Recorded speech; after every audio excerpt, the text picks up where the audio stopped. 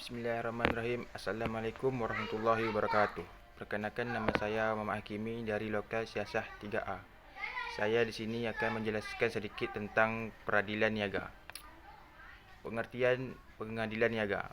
Pengadilan niaga di Indonesia merupakan alternatif penyelesaian sengketa di luar badan arbitrase. Fokus utama pengenangan perkara seputar pembuktian, verifikasi utang, aktio pauliana, penundaan hutang, hak kekayaan intelektual, dan sengketa kepailitan. Proses penyelesaian perkara melalui sistem peradilan niaga dinilai lebih adil, cepat, dan efektif. Pengadilan dapat memutuskan perkara pada tingkat pertama oleh majlis hakim. Kewenangan pengadilan niaga di Indonesia. Berdasarkan berbagai peraturan undang-undangan, kewenangan pengadilan niaga memutuskan perkara-perkara dalam sengketa. 1. Kepailitan dan PKPU, termasuk hal-hal yang berhubungan kasus-kasus aktio pauliana dan prosedur renvoi tanpa melihat pembuktinya sederhana ataupun tidak. 2. Hak kekayaan intelektual, meliputi sengketa desain industri, desain tata letak, sirkuit terpadu, hak cipta, paten, dan merek. 1. Penjamin simpanan, meliputi sengketa dalam proses likuidasi, tuntunan atas pembatalan semua perbuatan hukum yang dilakukan oleh bank mengakibatkan berkurangnya aset dan bertambahnya kewajiban bank yang dilakukan selama jangka waktu 1 tahun sebelum dicabutnya izin usaha. Karakteristik pengadilan niaga. Pemeriksaan perkara yang termasuk ke pengadilan niaga dilakukan oleh hakim tetap dan hakim ad hoc merujuk dari surat keputusan Ketua Mahkamah Agung. Hakim ad hoc merupakan hakim ahli telah diangkat berdasarkan keputusan Presiden. Pengadilan khusus ini juga melakukan empat karakteristik yang membedakan dari pengadilan lain, yakni 1. Kompetensi absolut. Kompetensi absolut merupakan kewenangan lembaga pengadilan melakukan pemeriksaan jenis perkara tertentu dengan mutlak.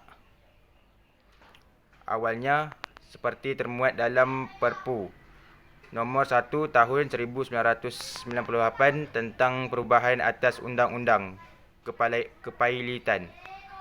Kompetensi absolut dari pengadilan niaga iaitu memeriksa dan memutuskan permohonan penyataan pailit serta penundaan kewajiban pembayaran hutang.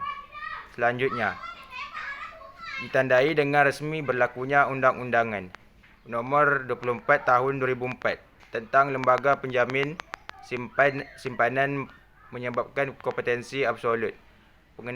Pengadilan niaga semakin meluas, di mana penyelesaian sengketa yang dapat dilakukan atas bidang kekayaan intelektual, yakni hak paten, hak cipta, merek, desain industri, desain tata letak sirkuit terpadu, memutuskan sengketa terkait proses likuidasi, dan pembatalan segala perbuatan hukum bank terkait pencabutan izin usaha.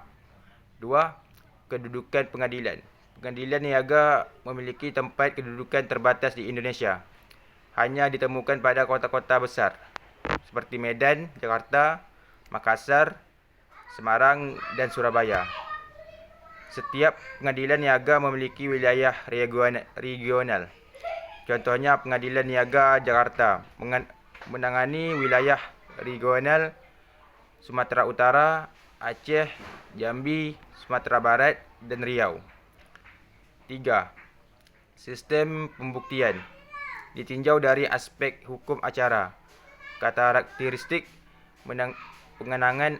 penanganan perkara pengadilan niaga dalam sengketa kepaliatan menggunakan sistem pembuktian sederhana.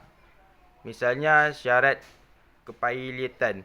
Terdapat 2 atau lebih kreditur dan jatuh tempoh hutang. Sementara hutang tersebut telah ditagih dan tidak dilunasi oleh debtur. 4. Upaya hukum. Penyelesaian perkara pengadilan umum meliputi jenjang upaya hukum standar. Dimulai dari upaya hukum tingkat banding di Pengadilan Tinggi, kasasi di Mahkamah Agung, dan peninjauan kembali. Berbeza dari pengadilan niaga, tidak memungkinkan dilakukan upaya hukum banding. Oleh sebab itu, apabila salah satu pihak yang terlibat berperkara tidak puas dengan keputusan hakim, maka langsung mengajukan upaya hukum kasasi. Upaya hukum langsung ini juga berlaku dalam sengketa merek dagang. Sementara, menurut undang-undang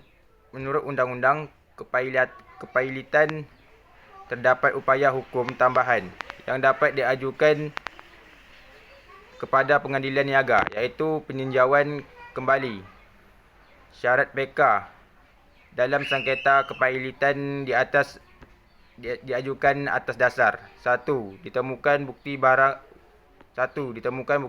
setelah putusan diucapkan oleh hakim. 2. Ditemukan kekeliruan nyata dalam putusan hakim atau hakim melakukan pelanggaran berat atas penerapan hukum. Eksistensi pengadilan niaga diakui sebagai jalur litigasi sengketa secara ultimum remedium, terutama penyelesaian dan pemutusan perkara, dan dilakukan berlandasan asas sederhana, cepat, dan biaya ringan. Hal ini membuat perkara perniagaan dan bisnes diproses dan diputus ke 5 pengadilan niaga di Indonesia tidak pernah surut. Baiklah, itulah penjelasan dari saya. Apabila ada kesalahan dan kekurangan, saya mohon maaf, dan saya akhiri dengan wabillahi taufiq wa hidayah. Wassalamualaikum warahmatullahi wabarakatuh.